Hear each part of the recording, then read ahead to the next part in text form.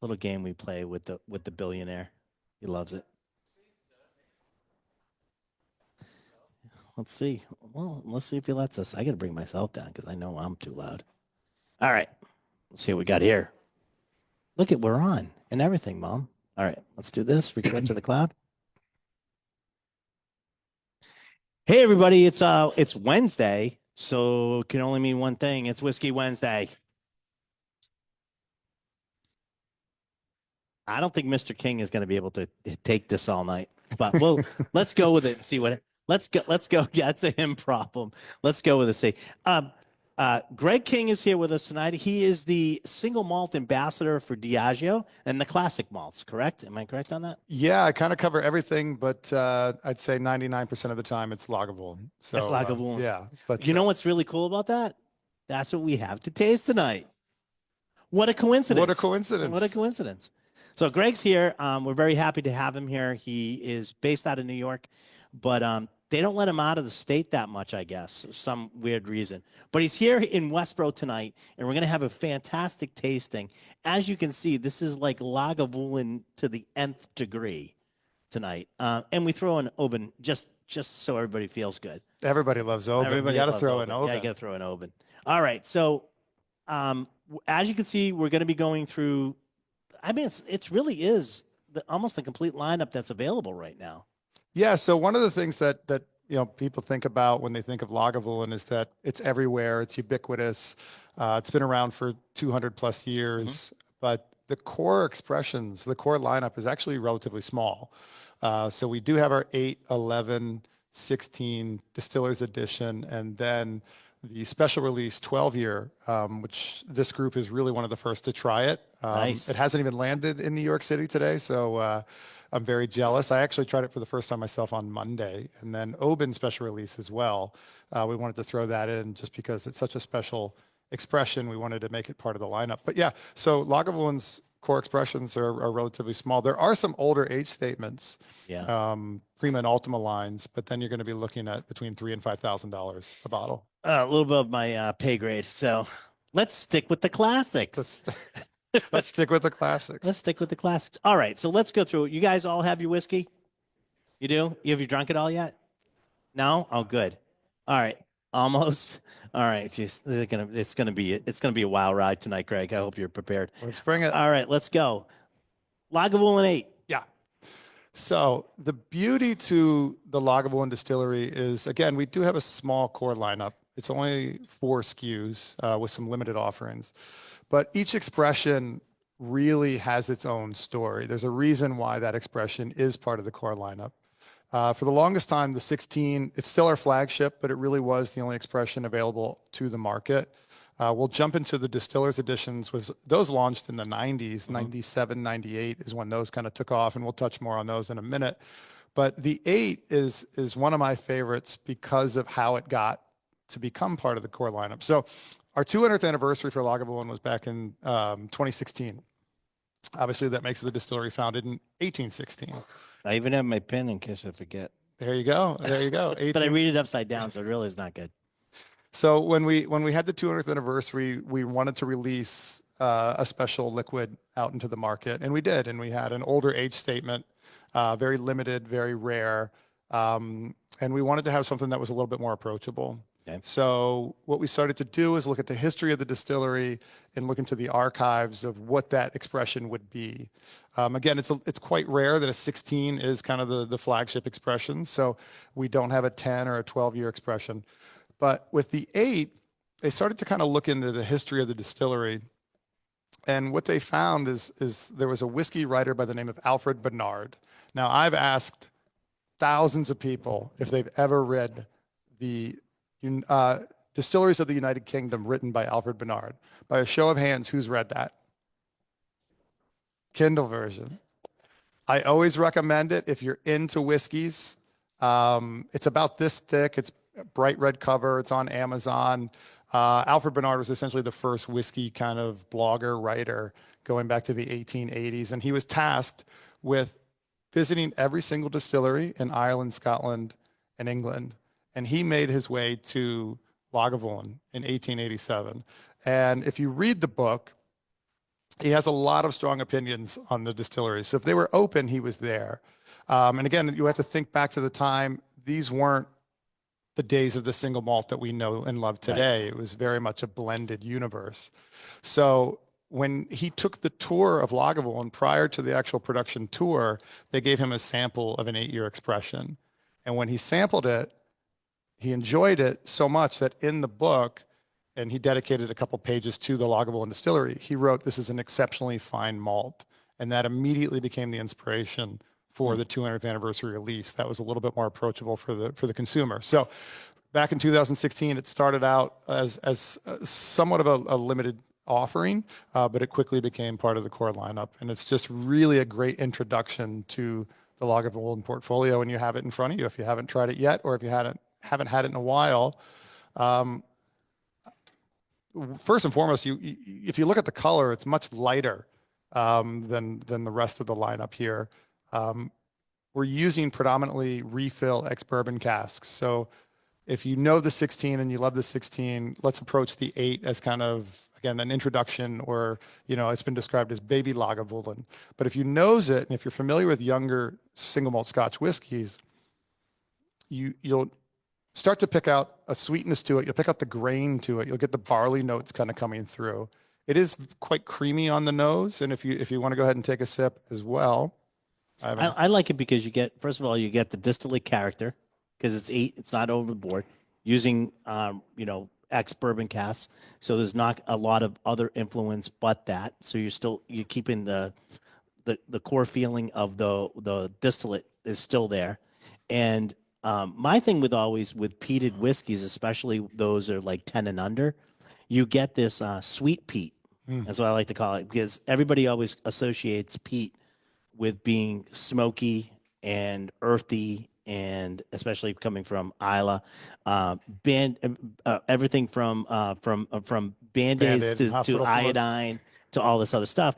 But it really isn't, especially I think in a lot of younger expressions.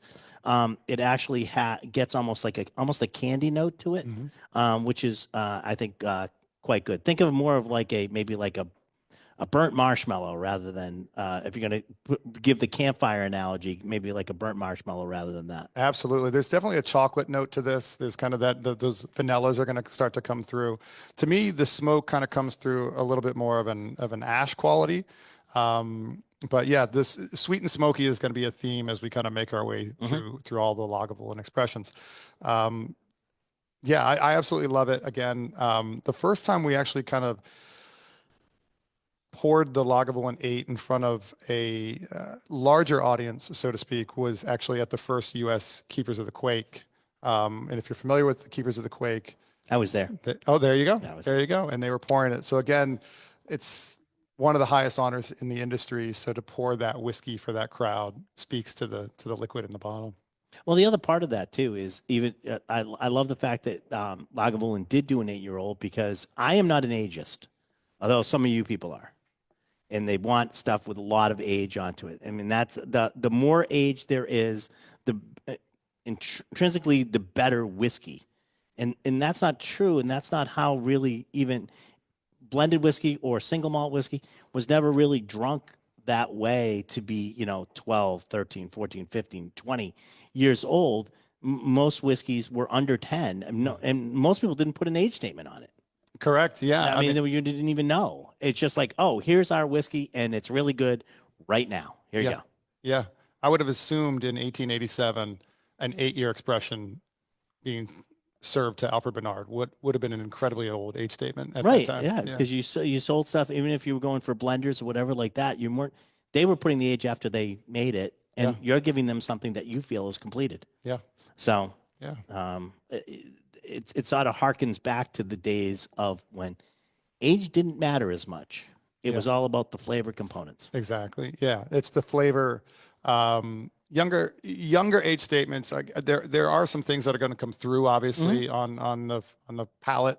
It's a little bit more energetic. I always kind of describe it a little bit more like a symbol, right? Because there's an energy to it. We're at 48% ABV, which is actually going to be the highest within the core expressions. So there's a little bit of heat on there as well. But yeah, it's what is the flavor that we're looking for versus it needs to be a specific age. Yeah, it's got a long and lingering finish too, which is great. Awesome. You guys like it? Yes. How many have had, just out of curiosity, how many have had the Lagavulin 8 before? All right. How many it might have been better if I did this. How many haven't had the 8 before? All right. This is your first time? Like it? Something that you go back to now? You're an ageist, I can tell. As you see Donna over there, she's like, it's not old enough. Yeah, see, I knew you did. All right. She has a bottle of it at home. All right. Well, that's great. Thank you very, very much. And now we're going to actually pop to 11-year-old finished. Yeah. So where are my Parks and Recreation fans at? Show of hands. All right. Captain, my captain, Ron Swanson. So we have tonight the latest release. This is the 4th edition Caribbean rum cask, Nick Offerman edition of the portfolio. So if you're not familiar with the connection between Nick Offerman, or if you didn't get a chance to watch Parks and Rec, I'll kind of walk you through kind of how this truly organic collaboration started. We see a lot of celebrity brands and endorsements in the spirits industry currently.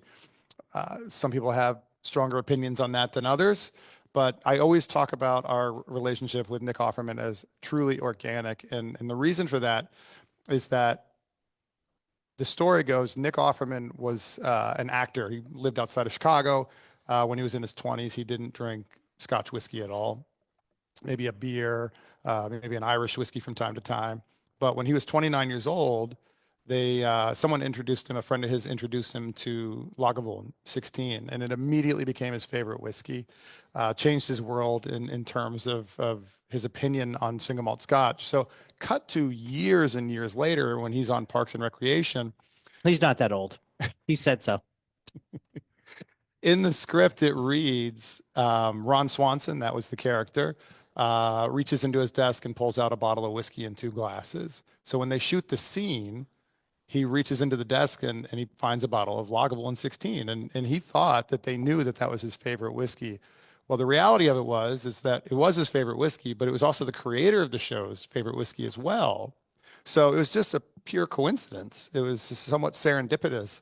So they kept it in the show for quite some time before the team at NBC and the team at Diageo actually came together. And the first true kind of collaboration, if you watch the series, Nick Offerman, Ron Swanson, the character, actually ends up at the distillery. And a lot of our distillery team are in that episode. But from our standpoint, the real collaboration starts to take shape in about 2015, which is right around when the show's kind of, not on the air anymore. I think it ended in 2015. So there's what's called My Tales of Whiskey. If you get a chance, go into YouTube and you can see Nick Offerman sitting in an armchair, drinking a Lagavulin and not saying a word, sitting by a fireplace for 45 minutes. You'll see him fight dragons. It's all kinds of these little short films. So that was really kind of the introduction to the partnership. Well, cut to 2019, and that's when the first edition Offerman actually hits the shelves. And that was just the first edition. They come out about every 18 months to 2 years. And following that first edition, the second, third, and fourth, the way I describe it is that we take a passion of Nick Offerman's and we make that into whiskey form. So as the relationship has grown, so has Nick Offerman's relationship with our master blender, Stuart Morrison, and they work hand in hand. They come up with an idea, a passion of his, and they create that as a whiskey. So the second edition was the Guinness cask finish, which I'm sure you had here. Hopefully a lot of you got a chance to try that. That became the #1 whiskey of the year by Whiskey Advocate. And the reason for that, the Guinness cask finish, is Nick Offerman and his father drank Guinness together. So that was kind of the inspiration. The third edition was Charred Oak. So the Charred Oak, which came out in, I think, October of 2022, was meant to be paired with steak. So if we know Nick Offerman, if we know Ron Swanson, he loves whiskey, wood, and steak. And that was combining all those passions together. And then the fourth edition, which we have in front of us right now, just launched in May of this year. We did this huge pop-up on Venice Beach. It's the first time Lagavulin has utilized Caribbean rum casks for maturation. And what it's going to do, it's going to create that kind of sweet and smoky flavor profiles. The passion coming out of Nick Offerman of why the Caribbean rum cask is exploration on water. So again, if you know Nick Offerman, he works with wood and he makes his own boats and canoes, and it was exploration on water. So that was the inspiration behind this I expression. thought it was because he went for as a pirate every Halloween. That's probably part of it too. Or So quickly, as you enjoy it, hopefully I'm going to take a sip here as well. But it's 11 years in ex-bourbon cask, 8 months in Caribbean rum cask. Why 8 months? Again, I'd say the relationship between Nick and Stuart Morrison, our master blender, has grown. So what they do is they send samples to Nick Offerman at 2 months, 3 months, 4 months. When they got to 8 months, everyone agreed that's the flavor profile they wanted, and hence 8 month maturation in Caribbean rum cask. the cool part of this is that really aging something in a finishing cask such as rum, within 2 to 3 months, you've gotten everything you're going to get out of that cask as far as the rum itself, but it's still aging. And over time, those flavors can meld together a little bit more, and it's actually just a continuation of the aging, even though all the rum, what you're going to get out of that rum cask, has entered the whiskey, so to speak. So very interesting to see that it probably had to mellow out a little bit for Mr. Offerman to sort of like it. Yeah, start to soften. Yeah. Another question that I get quite often is that why 11 years? So this is the fourth edition. Each edition has been 11 years old. It was actually meant to hit the market as a 10, and things happened, things got delayed, and it came out as an 11 for the first one. And they thought it was unique, and it's a unique kind of story, and it just worked. So they kept it as an 11-year age statement. I like it. Yeah. What'd you guys think of that? Do you like the rum finish? Yeah. Rum finishes can be very polarizing. I think it goes very well with a smoky cask, smoky whiskey such as Lagavulin. I think it shows really well. Yeah, it takes so the cheat sheet to Lagavulin from a flavor standpoint is kind of this red berry note that's going to run through each expression. With the 11-year Offerman, it takes kind of that red berry note and makes it more citrusy. So for me, you get a lot of kind of orange and lemon zest, and there's still a little bit of spice on the finish. We kind of describe it as a chili pepper. Okay. But yeah, it kind of tweaks that traditional Lagavulin flavor profile somewhat. Very nice. I like it. Very good. Now we're going to start delving into, like, we're in the middle, and as in the middle it should be is the pinnacle. So we got a pyramid going here, right? So everybody are most of you have had the I mean, the Offerman is a one-off Offerman every once in a while, but the Lagavulin 16 is a staple for any type of whiskey drinker, especially if you're into peated whiskeys. I would say it's up in the upper echelons of whiskey. The 16, people go like, oh, I want something that tastes like 16. I go, well, just buy the 16. Because I'm like, really, why are you going to try to mess with like the pinnacle of the Lagavulin line as far as I'm concerned? And it's a 16-year-old, which again is a weird number, and hence going with 11. The 16 sort of odd. And I sort of in a lot of lineups, I tend to gravitate to the 15. Everybody always wants the 18, but the 15 and hence the 16, those really sort of like hit a definite note Sweet for spot. most people. It's sort of a sweet spot. Yeah, I agree. Yeah. I agree.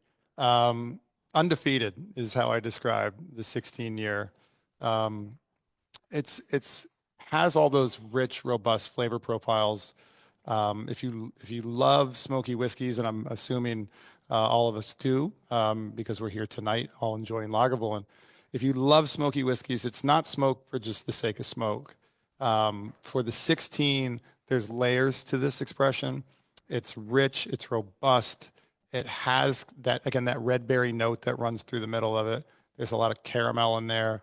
There's going to be a salinity, right? We talk about that with coastal distilleries. There's kind of this salty, briny note that's going to come through.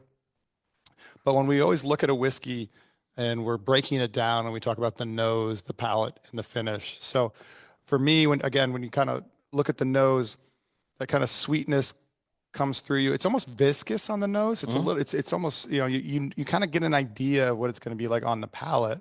And when you take a sip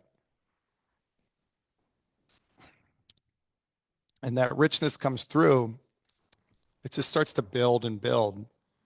And the finish is the real reason why, and my theory of why it's so popular, is that people always talk about, oh, that's smooth, which again, that's always weird. Yeah, it's a weird term it's a weird term. If you're because it in means different things to different people, exactly, right?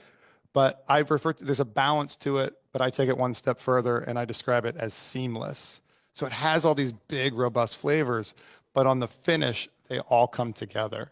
And I look at it, and I am always hesitant when I say this, but it makes sense to me that if you looked at something like honey, not that Lagavulin 16 tastes like honey, but if you took a spoonful of that and just had a little spoonful of honey, it's big and robust, full flavored, but it's just seamless. Same with peanut butter. It's big and robust. It's like one of these flavors that have so many things going on, but everything just kind of comes together. And that's what I feel the 16 is to me. The way I describe Lagavulin 16 to most people is we first of all, we live in a land of extremes, right? Everybody is how much peat can I get into that whiskey, right? How much hops can I get into this beer? And it becomes a thing of going to such extremes to emphasize one flavor note, okay? And so peated whiskey has that sort of same thing around it, right? How much phenols can I pump into this liquid to get it to take, just over the top. And the way I tell people is 16 is, and we don't see this a lot, and I talk about it sometimes, but we don't see a lot of balanced whiskeys. This is probably one of the most balanced, commercially available, balanced peated whiskeys that you can go grab off the shelf. I don't care when, any time of the day, any season. You find a 16, you open it up. The taste drift is almost none, and you're assured of getting a very balanced whiskey. And that's why some people who really don't even like peated whiskey, for some weird reason, like Lagavulin 16, Yeah, because it's not all about the one note. It's about the entire experience and the entire flavor ride.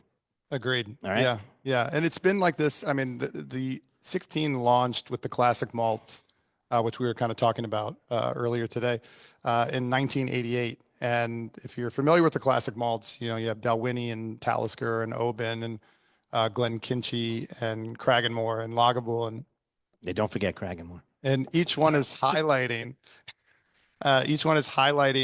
regionality for the first time. So it's breaking down the regions of Scotland. It's simplifying. It's a great marketing approach as well, because you get a chance to kind of try these Right. different whiskeys and different styles. So when the 16 was launched, the response, they weren't 100% sure what it was going to be, because again, we're looking at the late 80s. It's still kind of the blended era, and it's Right. definitely not necessarily the era of peat that we know today.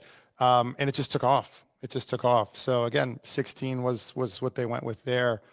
Prior to that, which is the reason why our special release Lagavulin, not to jump ahead, is always a 12-year.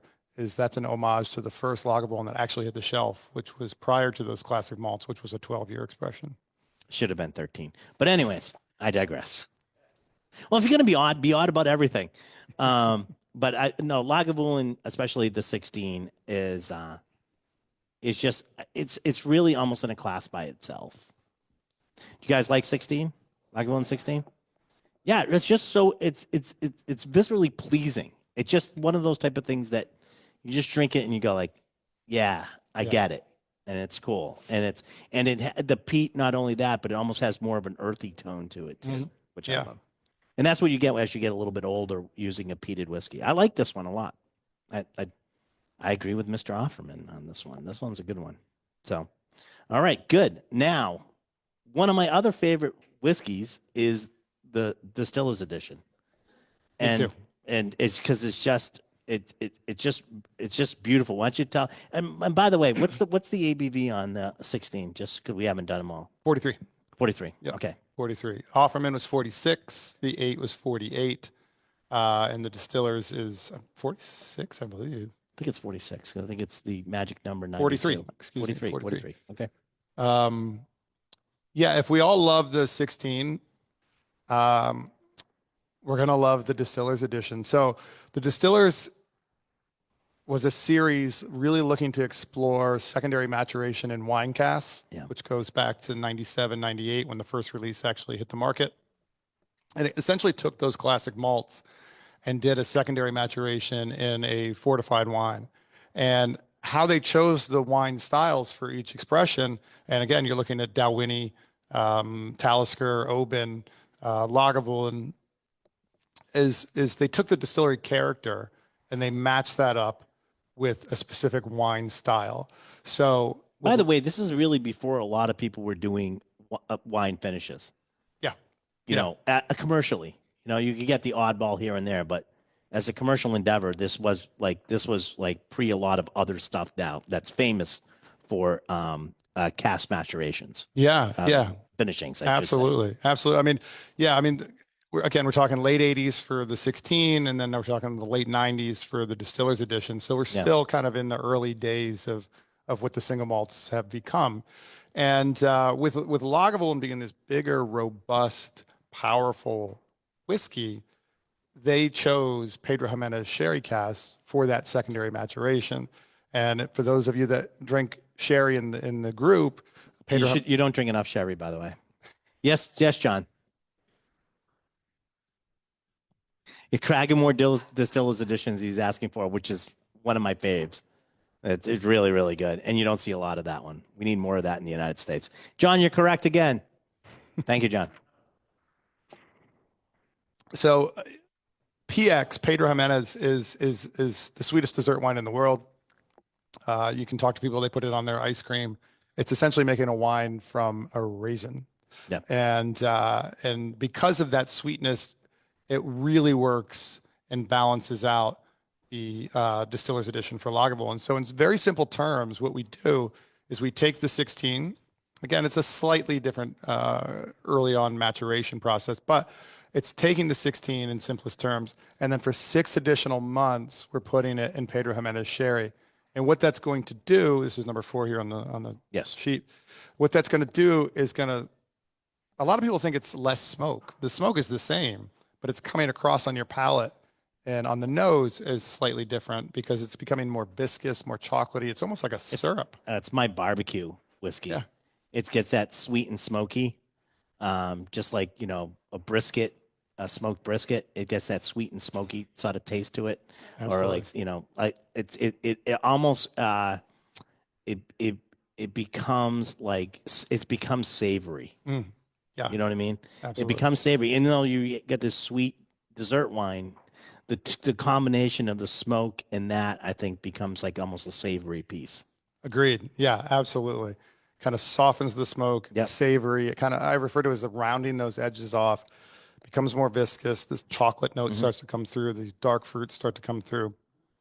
And it's just, one of my favorites in the portfolio, hands down. It's a lot of fun. You guys like this one? Yeah? All right. And I think we were talking about this earlier, the latest edition. So that I want to speak to really quick. Is arriving or just arrived, the latest Distillers edition. So it is part of the core lineup, but it's we don't get it all the time though. It comes out about this time every year, November, December, and it's done in I describe it as a batch form. So the maturation is going to change. I'm sorry, the maturation is not going to change. The flavor profile, they're aiming for the same thing, but because it's done in batches, it will always be slightly different. There's a little drift. So absolutely. Yeah. So it's a lot of fun if you have last year's versus this year's. It should essentially taste the same, but it's always going to be slightly different because of the way it's released. But it is part of the core lineup and released every year. In stock? Which one? Okay. I have it here. Yes, it's in stock. We have it here.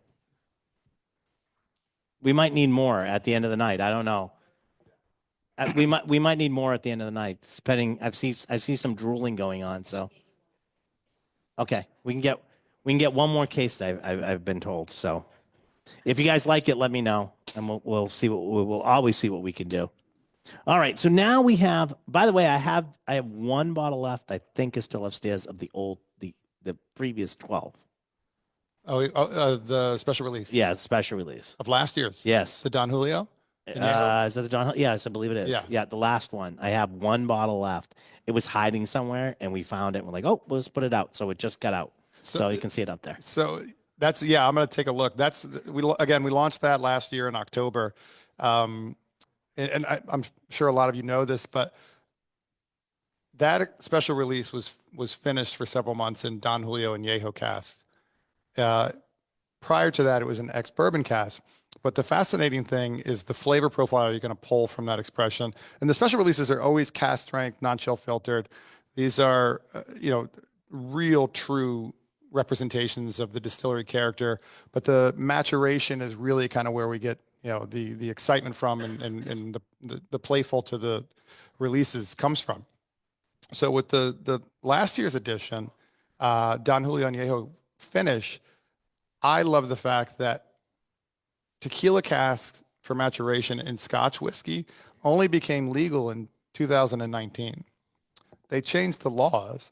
So what you get with that expression is you're getting the first look at a new flavor profile from Scotch whiskey. So for that one from last year, you get this beautiful kind of agave note. These plum notes start to come through. There's a minerality to it. You can definitely get, again, kind of that Don Julio kind of note. It doesn't. Here's the type of thing, because we actually did also another. We did a Irish whiskey in tequila cask. The funny part is that it doesn't taste the way you think it's going to taste. And everybody's like, oh, it's going to taste like tequila. No, it's not at all. It just gives you it goes in a different direction. Mm-hmm.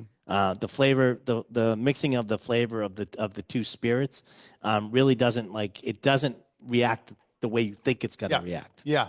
You know? And I think that's was the most interesting part of it, because people are like, tequila cask, it's going to taste like a margarita. I don't understand what's going on, but you try it, then you go, oh, I get it. Yeah. This is cool. Absolutely. So when you see that, don't quite shy away from it. Dive in and try one. So this year, though, however. So for this year, the series is called Spirited Exchange. So Lagavulin, Oban, Talisker, Mortlick, Clynelish, Kalila, Benrinnes, Rosile. I think we had about 8 different expressions released this year. Again, all at cask strength. And the approach to Spirited Exchange 2.0, because we did it last year as well, is what if? That's the question coming from the distilleries. What if we matured our whiskey this way or this way? So we kind of go in a different direction, kind of to your point of what we're used to. So you take that distillery character, but you play with it a little bit and you pull it in different directions. In the case of Lagavulin 12, this is called Fireside Tales, really essentially kind of giving you the permission to have a conversation about the whiskey. We're at 57.4% AVB, and we have first fill ex-bourbon casks as the partial maturation for this. There are some refill casks in here. There's some European oak in here as well, but it's that first fill ex-bourbon that's going to pull Lagavulin into those kind of traditional American whiskey flavor profiles, the vanillas, the caramels. There's a little bit of spice in there. So it's described as a American whiskey with a Lagavulin background. Did you put a char on it, or is it a toast? So that I'm not 100% sure. They didn't kind of release that information. Actually, that's a great segue into the Oban, because what they do with that specific cask. But it's because we predominantly use refill casks.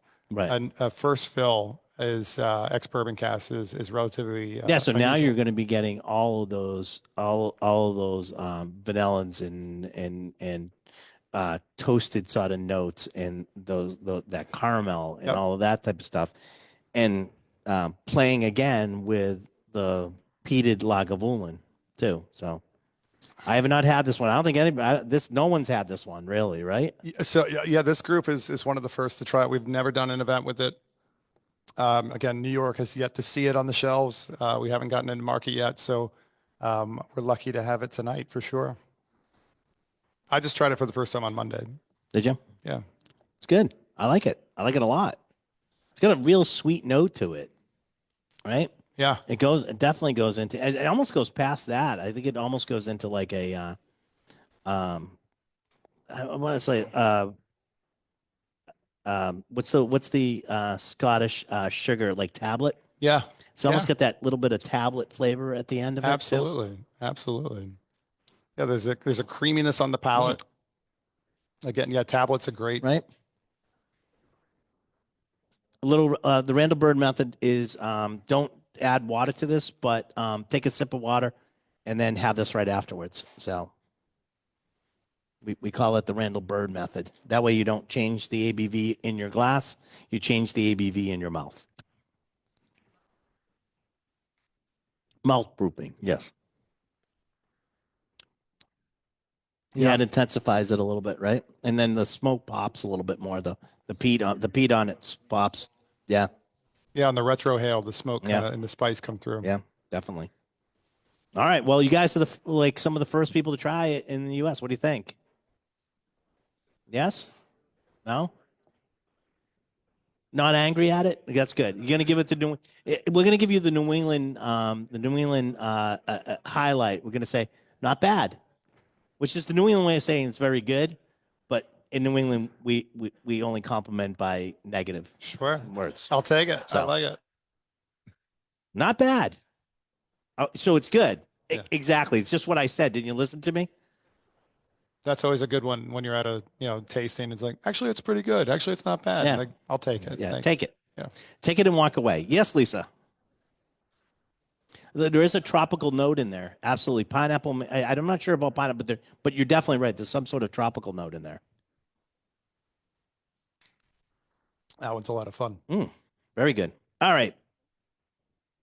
Now, we've finished the Lagavulin lineup. So you can vote for more. I always hate saying this, but you can vote for more than one. Let's go. 8. All right. Nice. The 11 Offerman rum cask. All right. The 16.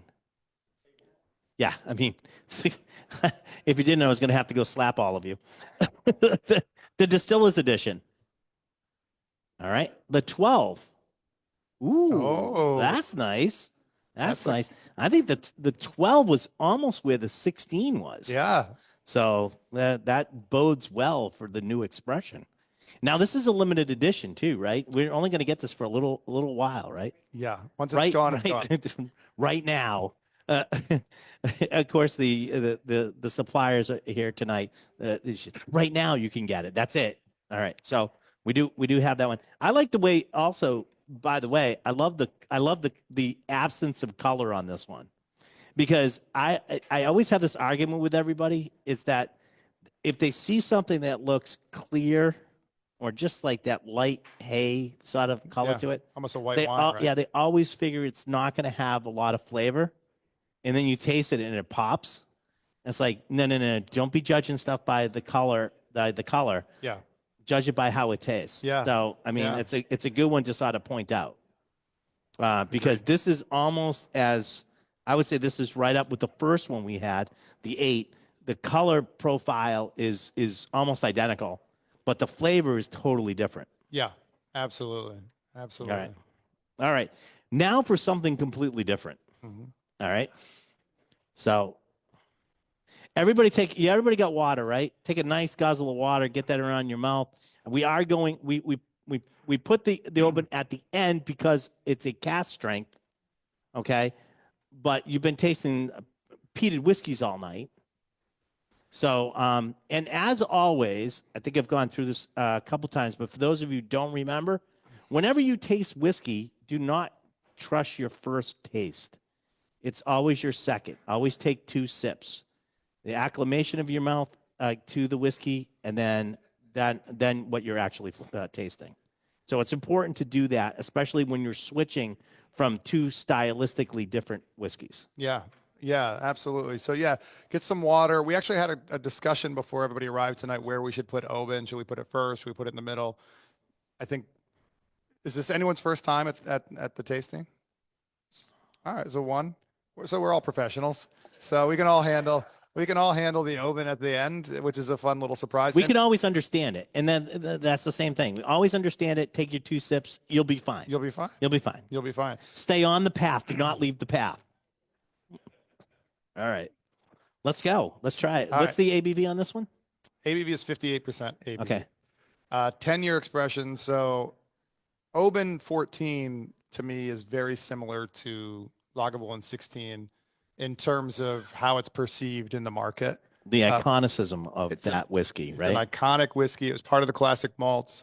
Again, undefeated. Not too many whiskeys can say that, it might not be your favorite cup of tea, but you can't And say it anything stood the bad test of about it. time. There's a reason. For a reason. Yeah.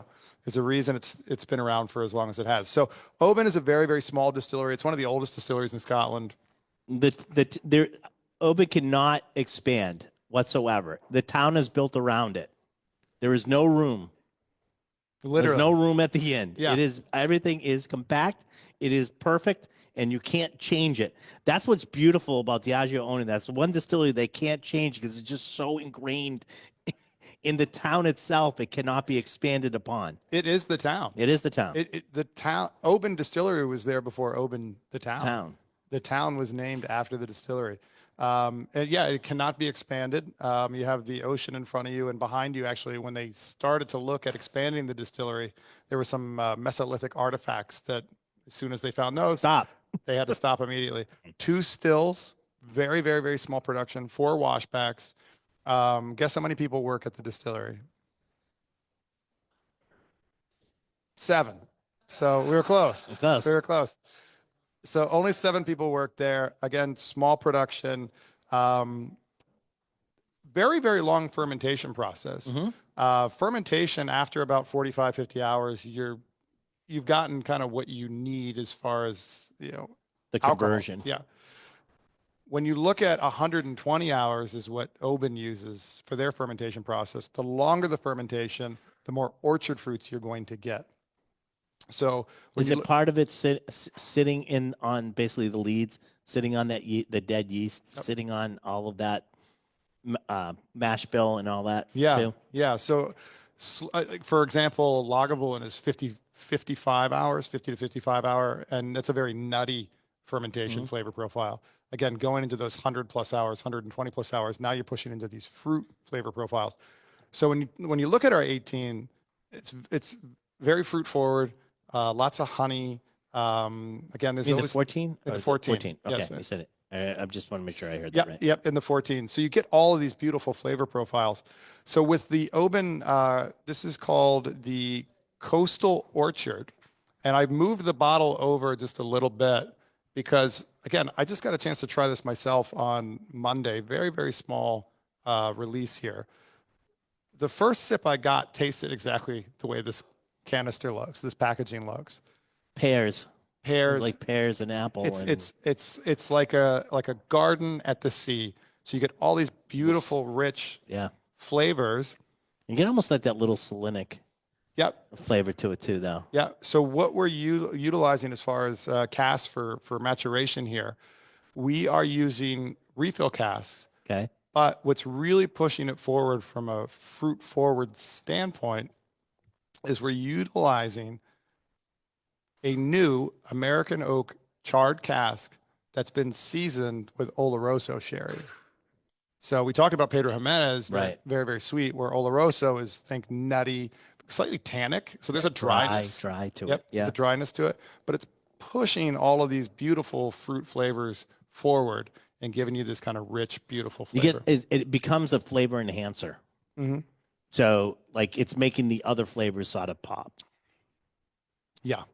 Yeah. Yeah. So again, taking what we all know and love about Oban and just pushing it and pulling it in a different direction. Nice. I actually really like this one. I'm Me glad too. you went with the 10-year-old too, because it sort of shows the character of at what we would all consider a young whiskey. It has depth of flavor and depth of character. Yeah, agreed. Agreed. Nice. I like that. You guys like that one? Yeah. Good. Did you, let me ask anybody find a new favorite tonight? Maybe several new favorites. Lagavulin 12. Yeah. You like the 12 too? Yeah, that's really good. All right. Well, listen. First of all, I want to thank Greg King for coming in and showing us all these tonight. Thank you very much. Really appreciate it. Thank you, everybody. We'll invite him back. He seems to be like a really nice guy. So we'll see how that goes. I want to thank everybody for joining us on Facebook Live. This becomes a podcast. Go find It's the Liquor Talking wherever you get your podcasts from, such as Spotify and so forth. I want to thank everybody online that's joined us. It was really great. You should have been here. It was awesome. But every Wednesday we have a Whiskey Wednesday, so try to join us at live one time. So thank you everybody. We're gonna say goodbye. You guys stay here. We have some stuff to go over.